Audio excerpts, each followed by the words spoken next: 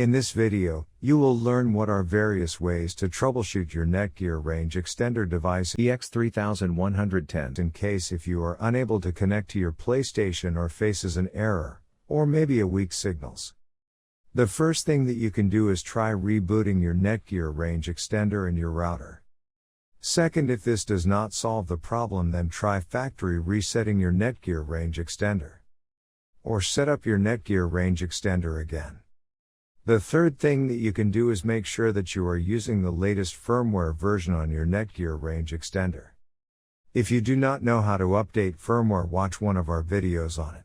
Before heading ahead into the video, in case you are facing any issue with your Netgear Range Extender device, get in touch with our Netgear experts.